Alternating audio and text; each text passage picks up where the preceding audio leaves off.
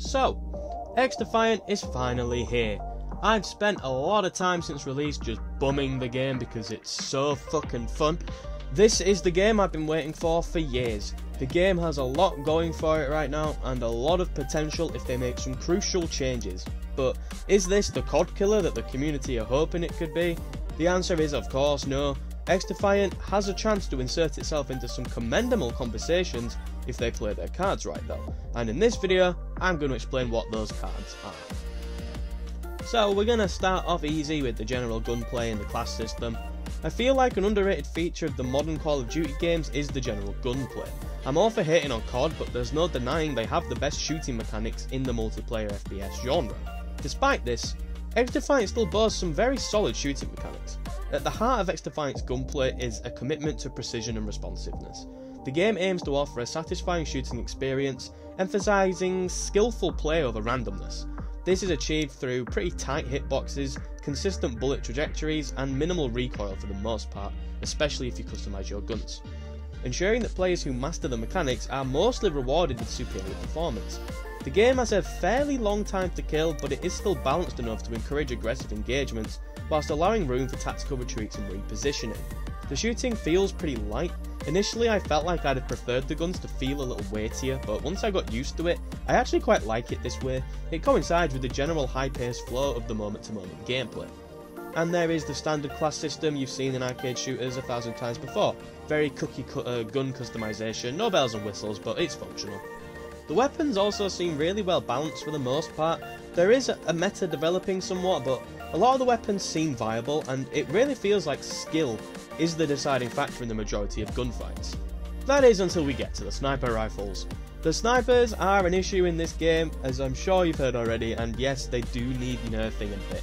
And no, I'm not just moaning because I keep getting sniped. I've used the snipers a decent amount myself, and it's really easy. I'm not that great at sniping in other games, but in this game, it's almost impossible to go negative whilst using them. At the time of recording, there's almost zero flinch, it's pretty quick to ADS, there's zero counter to sniping. The only counter to sniping is the hope that the guy using the sniper misses, and that's just not enough. The only kind of drawback to using the snipers is that the reload does take quite a long time. I have got so many sniper kills where I have laughed afterwards, because I know that I would be fuming if that had happened to me. But I'm sure this is something that will get fixed at some point, because there's no way they're just going to ignore it. Another aspect that needs a small adjustment, I would say, is the health regeneration. It is too slow, it takes too long to go back up, and it goes up a bit too slowly. They probably want to incentivise team play, as there is a healing class, but if you get in a 1v1 gunfight, chances are you'll come out of it with about half of your health if you won it, which is to be expected. But then, you don't have enough health for another one-on-one engagement immediately after against an average skilled player, so at least the people getting a kill and then hiding behind cover till it goes back up. I just think the game would flow nicer if health regeneration was a little bit quicker. In addition to the traditional shooting mechanics, XDefiant introduces faction-specific abilities that add a layer of tactical depth to engagements. Each faction, inspired by different Ubisoft franchises, possesses unique skills and gadgets that can turn the tide of battle if used correctly. For example, there's the Libertad faction from Far Cry who serve as the healers, whilst the Cleaners from The Division bring flamethrowers and incendiary rounds to the fray, serving as an offensive-minded class. This can be something that's difficult to balance, but so far I think it's mostly as good as we could hope for a game that's just come out. Each faction has a passive ability, such as the Cleaners having incendiary rounds at all times, and the Phantoms having 20 extra health points. Each faction then has two abilities to choose from that each have a 30-second cooldown, and then they have an ultimate ability. From my experience, the Echelon class seems to be the strongest. One of the abilities is one of the abilities is wall hacks for you and anybody near you, and you can use it every 30 seconds. Just take a step back and comprehend that for a minute. Wall hacks every 30 seconds. That is mental. I have lost count of how many easy kills I get because of this. I've experimented with all the classes, but I feel like this is definitely the easiest one to play. The ultimate ability is also Golden Gun, even though you get a lot of hit markers and it's not essentially the exact same as Golden Gun, but it's the same concept from Destiny. But it's a little weaker, so that's fun. Revenge kill, a professional courtesy. We're on zone. As the ranked mode hopefully gains traction, I hope we'll see some good strategies and team building coming from these factions, because the bones are definitely there. These abilities complement the gunplay by providing strategic options beyond just raw firepower. Players must consider not only their weapon choice, but also how their faction's abilities can be used to support their team and disrupt the enemies. This synergy between gunplay and abilities fosters a dynamic and ever-evolving battlefield, where adaptability and teamwork are crucial to success.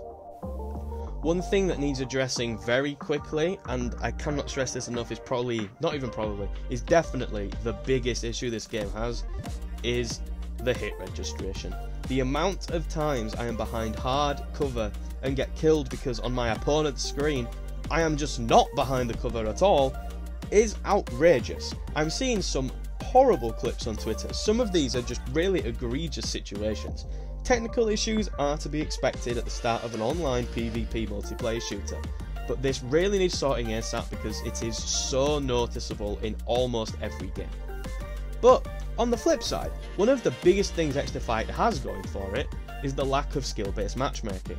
Over the last few years, people, myself included, have grown increasingly tired of skill-based matchmaking in COD specifically, because it punishes you for being good at the game. XDefiant does things correctly, and I like it.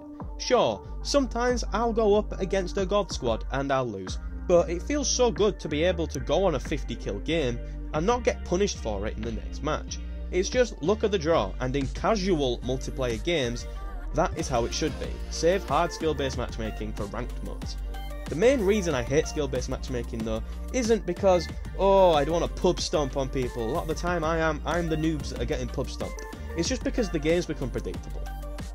When players are consistently matched against others of similar skill, every match can feel like a high-stakes competition, although in a casual playlist, there's nothing to gain from it. While this might sound ideal in theory because you have players of equal skill going up against other players, in practice it can lead to player fatigue. The constant pressure to perform at one's peak can be exhausting, detracting from the enjoyment and spontaneity that many seek in gaming, especially multiplayer gaming. Unlike casual matches where the difficulty can vary, skill-based matchmaking often removes the variation that keeps the experience fresh and exciting. Skill-based matchmaking can significantly hinder the experience for players who want to enjoy the game casually. Not every player logs in with the intent to play at their highest skill level and improve. Some may want to relax and have fun without the intensity of highly competitive matches. I am unfortunately cursed with being an adult nowadays, and adults have adult things to do a lot of the time. We often don't have time to grind a game out every single match just to be able to enjoy ourselves. Sometimes we just want to relax in a casual game mode and shoot stuff, and XDefiant does a brilliant job of scratching that itch that Call of Duty has left unscratched. One thing I have seen a lot of people request for this game is kill streaks, as there aren't currently any in the game. I actually heavily disagree with this and think it would be a terrible idea. I don't think the game needs it. We have abilities, we have ultimates, there's already so much going on at any one time, I just don't think it's necessary. I'm not opposed to maybe something like a nuke if a player goes on like a 40 kill streak or something, but at the moment every goal you have is team oriented, and it's leading to a lot of good games where most players are playing objective. If the kill streak situation stayed exactly as it is, then I would be happy bunny. Another thing I've seen requested by some morons on Twitter is the implementation of a battle royale mode. I'm not even going to really address that properly. This game will never have a battle royale mode, and it does not need one. Then we've got the maps. The maps in this game are pretty cool in the sense that the majority of them, hell maybe even all of them, are derived from other Ubisoft IPs. There's maps from Far Cry and Watch Dogs for example, and I really hope when they add more maps in the future that they really double down on this and just give us so many more iconic settings from previous Ubisoft games. Hell, I personally don't even care for historical accuracy. Give me a map set in the world of Rayman. Let me shoot a bunch of people in the Minotaur's Labyrinth from AC Odyssey. Hell, give me an Assassin's Creed faction, which I believe they are doing. Let me gun down Libertads as Ezio. I would love it if they really doubled down on their properties with this game, but I do understand why some people might find this ridiculous, but for me, I'm all in on the ridiculousness. The game has a lot of standard modes from other games, not a lot of creativity on this part, but I'm sure more will come in the future. There's Escort, it's pretty self-explanatory, I like this mode a lot, I always found it the most fun game in Overwatch, and I feel like the maps are well suited to it, with plenty of choke points for high stakes action. There's also all the game modes we've been playing for years in other games, Domination, Hardpoint, Kill Confirmed and so on, although strangely no Search and Destroy, but I hope we'll see that added in at some stage.